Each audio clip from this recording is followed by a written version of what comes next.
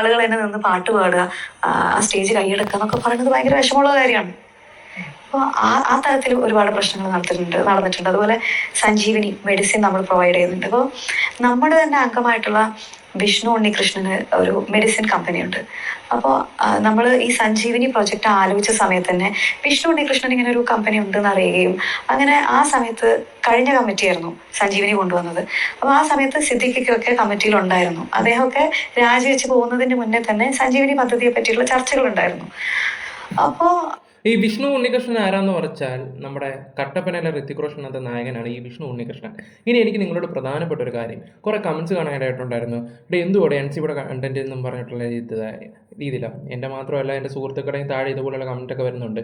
ഞാനൊരു കാര്യം പറയട്ടെ, താല്പര്യമുള്ളവർ മാത്രം കണ്ടാൽ മാത്രം മതി. ഈ ഒരു പ്രശ്നം കഴിഞ്ഞതാണോ നിങ്ങൾ വിചാരിക്കുന്നത്?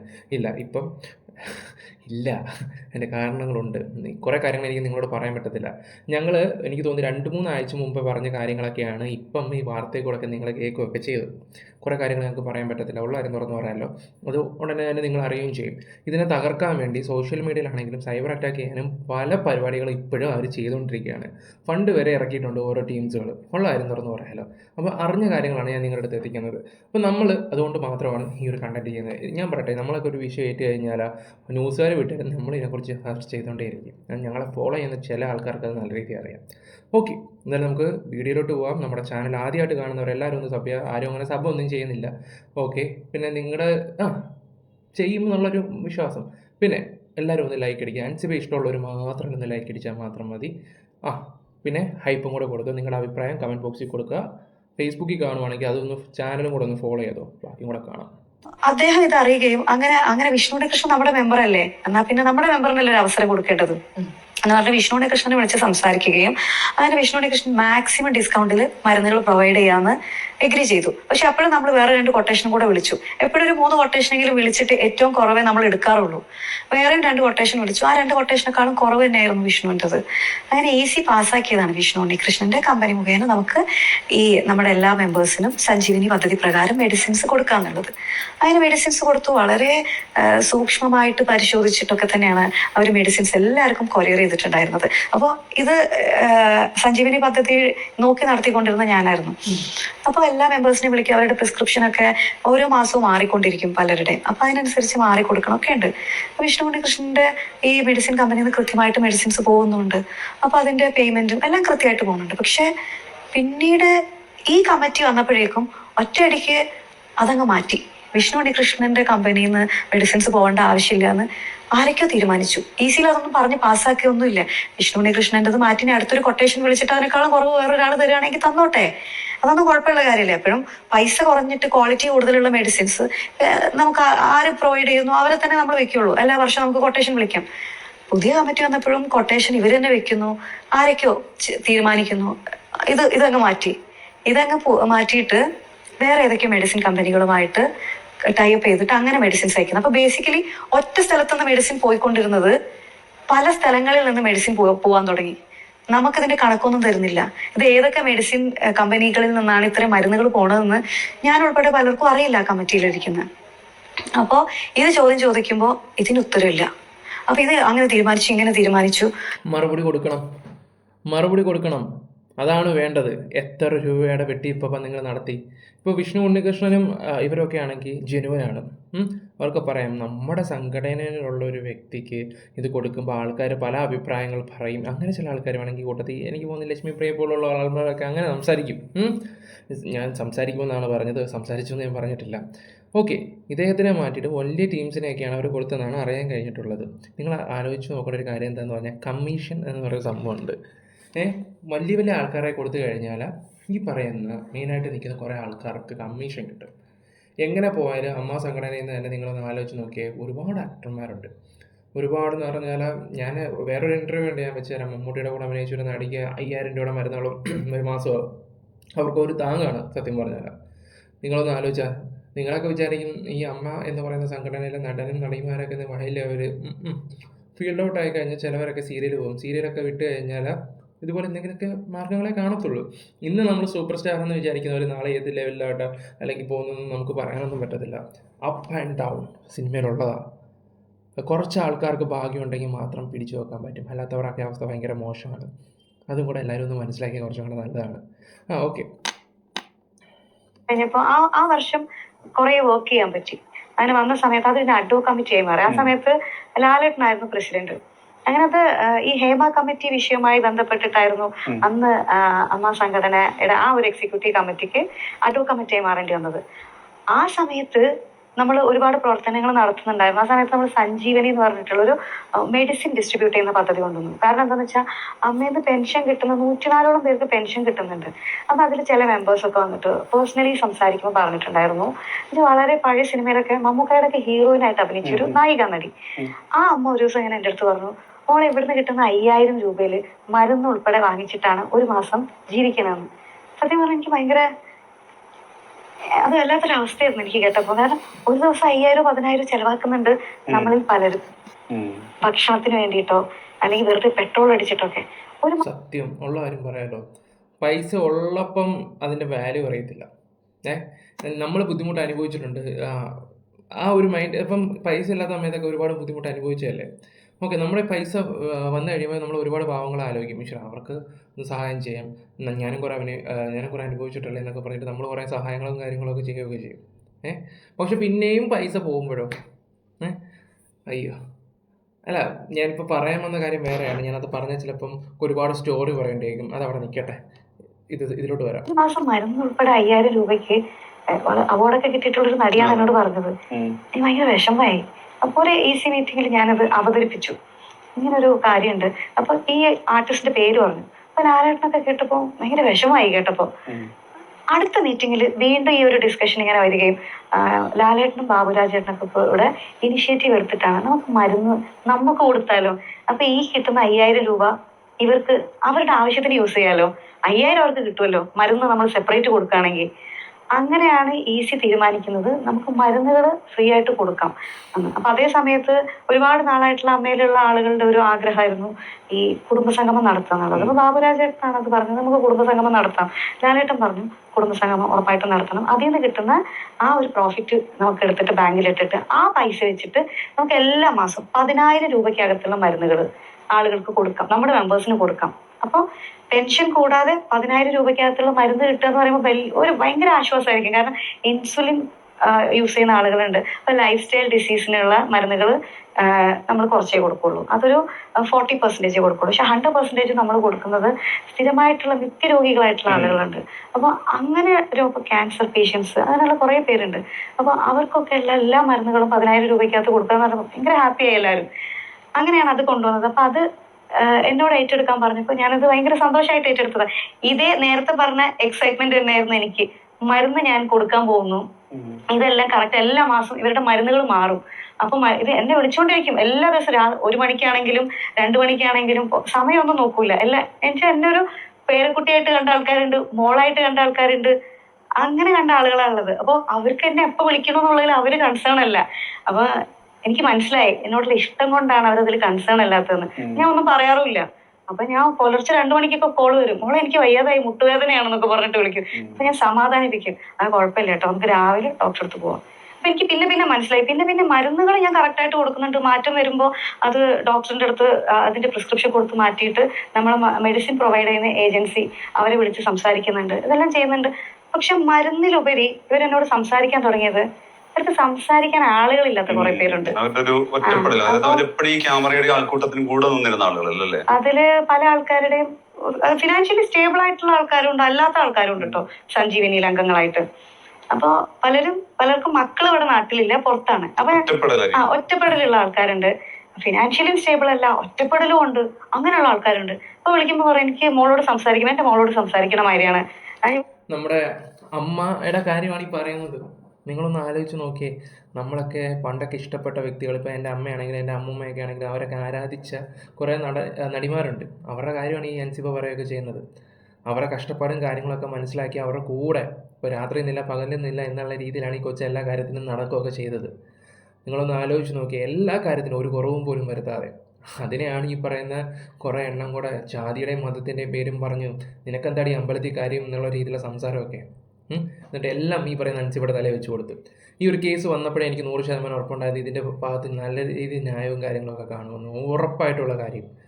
ഇവിടെ ലക്ഷ്മിപ്രിയയുടെ എടുത്തുചാട്ടവും ആഹാ, അതാണ് ഇതെല്ലാത്തിനും എല്ലാത്തിനും അഹങ്കാരം. അഹങ്കാരം എന്ന് വെച്ചാൽ ഒന്നാന്തര അഹങ്കാരം എന്ന് പറയുന്നത്. നല്ല കമ്മീഷനും നല്ല പൈസയും നല്ല കാര്യങ്ങളും ഒക്കെ ഇവർ നല്ല രീതി അടിച്ചെടുത്തിട്ടുണ്ട്. നല്ല രീതി അടിച്ചെടുത്തിട്ടുണ്ട്. ഇതെല്ലാം പുള്ളിക്കാരി തൂക്കി കഴിയുമ്പോൾ പിന്നെ വേറെ ഓപ്ഷൻ ഇല്ലായിരുന്നല്ലോ. പിന്നെ അങ്ങോട്ട് എന്താ ഞങ്ങൾ രാജിവെക്കുകയാണെന്നും പറഞ്ഞിട്ട് കുറേ എണ്ണം മെഴുകുകയാണ്. ഇതിൻ്റെയൊക്കെ ശാപമൊക്കെ എവിടെ കൊണ്ട് കളയോടെ ഒന്ന് ആലോചിച്ച് നോക്ക്. ഇപ്പോൾ ഇതിരുന്ന് പറയുമ്പം നമ്മുടെ സിനിമയിൽ ആൾക്കാരുടെ പേരൊന്നും അൻസിബ പറഞ്ഞിട്ടില്ല. നമ്മൾ പണ്ട് ഇഷ്ടപ്പെട്ട ഒരുപാട് വ്യക്തികൾ അവർ ഈ പറയുന്ന തൊട്ട് മരുന്നും ഈ അമ്മയിലേക്ക് കിട്ടുന്ന പൈസയും കൊണ്ടാണ് അവരിപ്പോഴും നിന്ന് പോകുന്നത്. അതേന്ന് വരെ കൈയിട്ട് വരാൻ നടക്കുന്ന കുറേ നാറികളെയൊക്കെ എന്ത് ചെയ്യണം നിങ്ങൾ ആലോചിക്കുക. ഇവറ്റകളൊക്കെ ഇവിടെ കാര്യങ്ങൾ മാത്രമേ ഉള്ളൂ, സ്വന്തം കാര്യങ്ങൾ.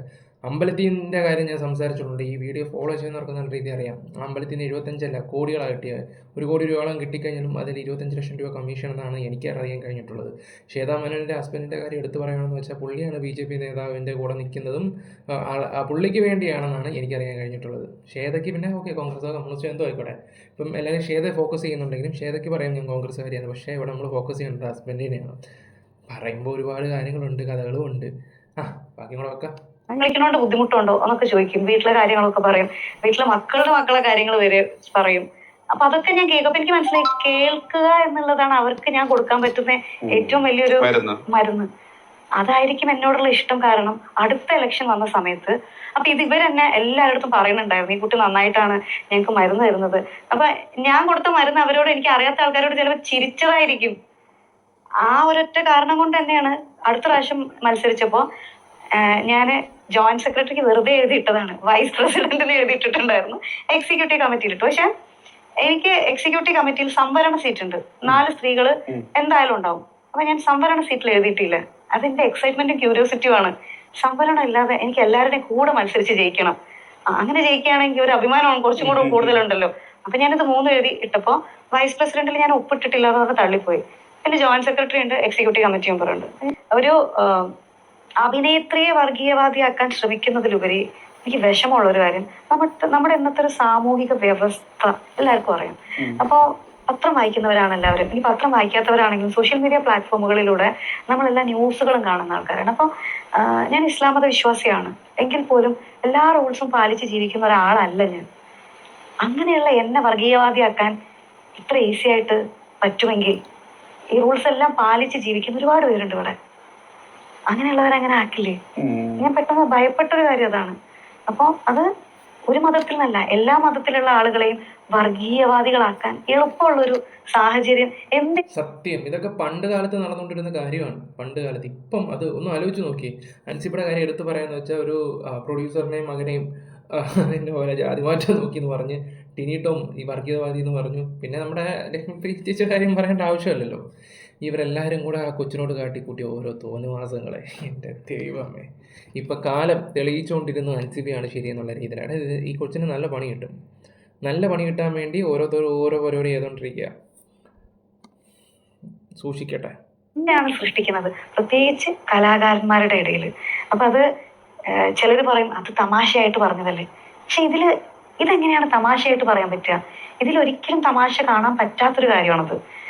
വർഗീയത പറയാ, അല്ലെങ്കിൽ ജാതി പറയാ, അല്ലെങ്കിൽ വർണ്ണവിവേചനം, ഇതൊക്കെ നമ്മൾ കണ്ടിട്ടുണ്ട്, കേട്ടിട്ടുണ്ട്. നമ്മൾ പണ്ട് മുതലേ കണ്ടിട്ടുണ്ടാവും, കേട്ടിട്ടുണ്ട്. പക്ഷെ ഞാൻ എൻ്റെ ഡയറക്റ്റ് ലൈഫിൽ അങ്ങനെ ഇതുവരെ കണ്ടിട്ടുമില്ല, കേട്ടിട്ടില്ല. പക്ഷെ അത് ഒക്കെ കേൾക്കാനും ഒക്കെ തുടങ്ങുമ്പോൾ നമുക്കത് ഉള്ളിൻ്റെ ഉള്ളിലൊരു നമ്മുടെ സമൂഹം എങ്ങോട്ടാണ് പോകുന്നത് എന്നുള്ളൊരു ഭയം എന്തായാലും ഉണ്ടാവും. ഈ സമൂഹത്തിലാണ് ഞാൻ ജീവിക്കേണ്ടത്. ഒരു കാര്യത്തിൽ എനിക്ക് വ്യക്തതയുണ്ട്. ഞാൻ സിനിമാ നടി ആവുമെന്ന് വിചാരിച്ച് ജനിച്ച ആളൊന്നുമല്ല. നാളെ സിനിമ ഇല്ലെങ്കിൽ ഞാൻ മറ്റൊരു തൊഴിൽ ചെയ്ത് ജീവിക്കേണ്ട ആളാണ്. അപ്പൊ അതുകൊണ്ട് ആ ഒരു ഭയം എനിക്ക് എന്തായാലും ഇല്ല. എനിക്കിപ്പോ നാളെ ഒരു സിനിമ ഇല്ലെങ്കിലും ഞാൻ എന്നെ കൊണ്ട് പറ്റുന്ന ഒരു ജോലി ചെയ്തിട്ട് ഞാൻ ജീവിക്കും, എന്റെ ഫാമിലി ഞാൻ റൺ ചെയ്യും. ആ ഒരു കരേജുള്ള ആളാണ് ഞാൻ. അതുകൊണ്ട് അത് പറഞ്ഞ് ഭയപ്പെടുത്തി നിശബ്ദയാക്കാനൊന്നും എന്നെ അങ്ങനെ ഒന്നും ചെയ്യാൻ പറ്റൂല. പക്ഷെ എനിക്കത് പിന്നീട് പറയണം തോന്നി. ആദ്യം കേട്ടപ്പോ ഭയങ്കരമായിട്ട് വേദനയാണ് തോന്നിയത്. അതായത് നീന കുറുപ്പ് എന്ന് പറഞ്ഞ ചേച്ചി എത്രയോ വർഷമായിട്ട് സിനിമയിലുള്ള ഒരാളാണ്. ഞാൻ ജനിക്കുന്നതിന് മുന്നേ സിനിമയിൽ വന്ന ആളാണ് നീന ചേച്ചി. പിന്നല്ലാണ്ട് നിങ്ങൾ ഇത്രയും ചിന്തിച്ചാൽ മതി. പഞ്ചാബി ഹൗസിനകത്ത് ഈ പറഞ്ഞ നീന കുറുപ്പ് ഉണ്ടല്ലോ, ഈ നടിയുടെ കൂട്ടുകാരിയൊക്കെ ആയിട്ടുള്ള രീതിയിലാണ്. അവർക്ക് ഭയങ്കര എക്സ്പീരിയൻസ് ആയിട്ടുള്ള ഒരു വ്യക്തിയാണ്. പിന്നെ മലയാളി ഹൗസിനകത്തുണ്ടായിരുന്നു, പിന്നെ സീരിയൽ അങ്ങനെ പോകുന്നൊരു വ്യക്തിയാണ്. പണ്ട് ഹൈ ലെവലിൽ നിന്ന ടീംസുകളൊക്കെ തന്നെയാണ്.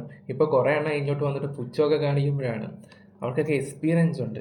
ഓക്കെ, ചേച്ചി അത്രയും അന്തസ്സോടെ ജീവിക്കുന്ന ഒരു സ്ത്രീ എന്നോട് വന്ന് നുണ പറയേണ്ട ആവശ്യമില്ല. അപ്പൊ അത് കൂടെ ഇരിക്കുന്നവരല്ല ആദ്യം മനസ്സിലാക്കേണ്ടത്. ഈ സമൂഹം അത് മനസ്സിലാക്കുന്നുണ്ട്, പക്ഷെ കൂടെ ഇരിക്കുന്നവര് അറ്റ്ലീസ്റ്റ് അതൊന്ന് ചോദിക്കാലോ. അതുപോലെ ഞാനിപ്പോ എന്താ പറയാ, ഒരു മതസ്ഥാപനത്തിൽ നിന്ന് ടൈറ്റിൽ സ്പോൺസർഷിപ്പ് സ്വീകരിക്കരുത് എന്ന് ഞാൻ പറയുന്നതിന്റെ റീസൺ എന്താന്ന് വെച്ചാൽ, ആ മതസ്ഥാപനത്തിന്റെ പണം ആ മതസ്ഥാപനത്തിനുള്ളതാണ്. അവിടെ വരുന്ന ഡിവോട്ടീസിനുള്ളതാണ് ആ പണം. അത് ഏത് മതസ്ഥാപനം ആയിക്കോട്ടെ, അത് ഒരു ചലച്ചിത്ര മേഖലയ്ക്ക് സംഭാവന ചെയ്യേണ്ട ഒരു പണമല്ല അത്. സത്യമല്ലേ? സത്യമാ കൊച്ചു പറഞ്ഞ കറക്റ്റ് കാര്യം. അമ്പലത്തിലെ പണം അമ്പലക്കാർക്കുള്ളതാ. അമ്പലക്കാർക്കുള്ളതല്ല, അമ്പലത്തിന് വേണ്ടിയാണ് ഇത് ചെയ്യേണ്ടത്. ഈ അമ്പലത്തിന്റെ പേരും പറഞ്ഞിട്ട് ഒരുപാട് കാര്യങ്ങൾ ആ അമ്പലത്തിൽ ഈ നടനെ നടിമാരെയൊക്കെ കൊണ്ടുവരുന്നുണ്ട്, പ്രൊമോട്ട് ചെയ്യിക്കുന്നുണ്ട്, പല കാര്യങ്ങളും ചെയ്യുന്നുണ്ട് അവിടെ ആ അമ്പലത്തിലാണ്. ഇപ്പം നമ്മുടെ മറ്റേ പുള്ളിക്കാരനുള്ള അമ്പലത്തിലെ മെയിൻ കുണാണ്ടർ. ഒരുപാട് കളികളുണ്ട്. സമയമാകുമ്പോൾ എല്ലാം വിശദമായിട്ട് പറഞ്ഞു തരാം നിങ്ങൾക്ക്. അത് നമ്മൾ വാങ്ങിക്കാനും പാടില്ല. അതായത് ഞാൻ വളരെ ശ്രദ്ധ, ഇപ്പം ഒരാൾ പറയും അൻസിബ ഒരു കാര്യത്തെ എൻകൗണ്ടർ ചെയ്യുമ്പോ ഞാൻ ഈ ഒരു അമ്പല കമ്മിറ്റിയുടെ ഫണ്ട് എടുത്തിട്ട് അമ്മയ്ക്ക് സ്പോൺസർ ചെയ്തു എന്നുള്ള വിവാദത്തില് അൻസി വളരെ ക്ലാരിറ്റി പറഞ്ഞ് ഞാൻ വീഡിയോയിൽ ശ്രദ്ധിച്ചത്. ഓ, അവിടാണ് ഈ പറയുന്ന ഹിന്ദു മുസ്ലിം മറ്റേത് മറിച്ചത് മാട കോട ചക്ക തേങ്ങ. കൊള്ളാം കൊള്ളാം സാധനമാണ്. എല്ലാരും സത്യത്തിൽ ഞെട്ടുന്ന സാധനം, കേരളത്തിലെ ഒരു അമ്പലത്തിന് എന്തിനാണ് അമ്മയുടെ ടൈറ്റിൽ സ്പോൺസർഷിപ്പ് കൊടുക്കേണ്ടത്? തിരിച്ചു സംഭവിക്കാം, ഏതെങ്കിലും താരപരിപാടി അവിടെ ഏതെങ്കിലും തരത്തിൽ കൊളാബറേറ്റ് ചെയ്യാം എന്നുള്ളത്. പക്ഷെ അവിടെ പോലും അതിന്റെ മെറിറ്റിനെ, അതായത് ഈ സംഘടനയുടെ വിശ്വാസ്യതയും സംഘടനയുടെ സുതാര്യതയും സംഘടനയുടെ ഒരു എന്താ പറയാ ഐഡന്റിറ്റി നിലനിർത്താൻ വേണ്ടി ഉന്നയിച്ച ഒരു ചോദ്യത്തെ, ആ ഒരു സംഗതിയെ പോലും ഇപ്പുറത്തെ അവിടെയും ഒരു വർഗീയതയുടെ രീതിയിലേക്കാണ്. അതെ, അപ്പൊ ഞാനത് പറഞ്ഞത് ഞാൻ മുസ്ലിം ആയതുകൊണ്ടാണ് അങ്ങനെ പറയണതെന്ന് കേൾക്കുമ്പോ എനിക്കുള്ളൊരു വേദനയുണ്ട്. ഞാനൊരു ഇന്ത്യൻ പൗരയാണ്. അപ്പോ ചില കമന്റുകളൊക്കെ കാണുമല്ലോ, പാകിസ്ഥാനിൽ പോകുന്ന പലയിടത്തും. ഞാൻ ഓപ്പൺ ആയിട്ട് പറയാണ്, നമ്മൾ കാണുന്ന കമന്റുകളാണത്. ഒരുപാട് ആ കൊച്ചു അനുഭവിക്കുകയും ചെയ്തു. ഇപ്പം കണ്ടില്ല, ഇന്റർവ്യൂ വന്നിട്ട് അതിന് അവസരം കിട്ടിയപ്പോൾ അതെല്ലാ കാര്യങ്ങളും തുറന്നു പറയുന്നുണ്ട്. ആദ്യം മുതലേ നമ്മൾ കൂടെ നിന്നിട്ടും ഉണ്ടായിരുന്നു. നമുക്കും ഇതുപോലെ കുറേ സൈബർ അറ്റാക്കും കാര്യങ്ങളൊക്കെ ഉണ്ടായിട്ടുണ്ടായിരുന്നു. ഈ തെളിവ് സഹിതം ഓരോന്നൊക്കെ പറയുമ്പോൾ എല്ലാവരും വിചാരിക്കുന്ന റിയാക്ഷൻസ് വീഡിയോസ് ചെയ്യുന്ന ഒരു പരി ഉണ്ടാക്കാനും അത് ഉണ്ടാക്കാനും. പക്ഷേ ഞങ്ങൾ പറയുന്നത് ജെന്യൂൻ ആയിട്ടുള്ള കാര്യമാണ്. ഇതൊക്കെ വിളിച്ച് പറയുമ്പോൾ നിങ്ങളൊന്ന് ആലോചിച്ച് നോക്കണം. ഞങ്ങൾക്ക് കൊണ്ട് കുടുംബവും കാര്യങ്ങളൊക്കെ. നാളെ ഞങ്ങൾ പറയുന്ന ഇറക്കട്ടെയാണ്. നാളെ ഞങ്ങൾക്ക് എന്തെങ്കിലും പറ്റിക്കഴിഞ്ഞാലോ നിങ്ങൾക്ക് ഇരുന്ന് അവനൊരു വാവായിരുന്നു. പക്ഷേ നിങ്ങൾക്കൊക്കെ ഇങ്ങനെ പറയാനേ പറ്റത്തുള്ളൂ. ഈ ഒരു കാലത്ത് ആർക്കെങ്കിലും എന്ത് പറ്റിയാലും ഒരു മനുഷ്യനും ഒരു കമ്മിറ്റ്മെൻറ്റോ കാര്യങ്ങളൊന്നുമില്ല. എല്ലാവർക്കും അവരവരുടെ കാര്യങ്ങൾ മാത്രം. അങ്ങനെ ചിന്തിക്കുന്ന ഒരുപാട് ആൾക്കാരുണ്ട്. ഓക്കെ, എന്തായാലും ഇത്രയും വേറൊരു കൂടെ ഈ ഒരു കൊച്ചു ഇത്രയും ഫൈറ്റ് ചെയ്ത് നിന്നെന്ന് പറയുമ്പോൾ അത് നിസ്സാരമായിട്ട് കളയരുത്. കൂടെ നിൽക്കണം, സപ്പോർട്ട് ചെയ്യണം. അതുകൊണ്ടാണ് ഡെയിലിയിൽ ഒരു വീഡിയോ എങ്കിലും ഞാൻ ചെയ്തു പോകുന്നത്. അത് നിങ്ങൾ മനസ്സിലാക്കണം. അതുപോലെ തന്നെ പ്രേക്ഷകരായിട്ടുള്ള നിങ്ങളുടെ സപ്പോർട്ടും കാര്യങ്ങളൊക്കെ ഈ പറയുന്ന അൻസിബയ്ക്കും ഉണ്ടാവണം. അത്രയും എനിക്ക് പറയാനുള്ളൂ. ഇനിയുണ്ട് ഓരോ വിഷയങ്ങളൊക്കെ, ഇനി എന്തൊക്കെ കിടക്കുന്നുണ്ട്. മെഡിസിൻ്റെ കാര്യങ്ങൾ, ഇനി വേറെ കുറേ ആൾക്കാരുടെയൊക്കെ നമ്മുടെ കുറച്ച് വോയിസൊക്കെ കിടപ്പുണ്ടായിരുന്നു. പിന്നെ അതൊക്കെ എടുത്ത് പുറത്ത് വിട്ട് ഇനി അടുത്തൊരു വള്ളി ഉണ്ടാക്കുന്നില്ല. ഈ ഒരു കാര്യത്തിന് വേണ്ടി ഒരുപാട് എഫേർട്ട് എടുത്ത രണ്ട് വ്യക്തികളാണ് യൂഷ്വൽ സൈക്കോ, അതെ അദ്ദേഹത്തിൻ്റെ യഥാർത്ഥ പേര് അതുൽ എന്നാണ്, പിന്നെ നമ്മുടെ അതുൽ വ്ളോഗ്സ്. ഇവരൊക്കെ ശരിക്കും ഇതിനു വേണ്ടി കഷ്ടപ്പെട്ടിട്ടുണ്ടായിരുന്നു. ഓക്കെ ഗൈസ്, അപ്പോൾ നിങ്ങളുടെ അഭിപ്രായങ്ങൾ കമൻറ്റ് ബോക്സിൽ രേഖപ്പെടുത്തുക. വീഡിയോസ് ഇഷ്ടപ്പെട്ട ലൈക്ക് ഷെയർ സബ്സ്ക്രൈബ് ചെയ്യാം. ഞാൻ ആ പടം ആവശ്യപ്പെടുന്നത് മാത്രമേ ഉള്ളൂ. Bye, love you all guys.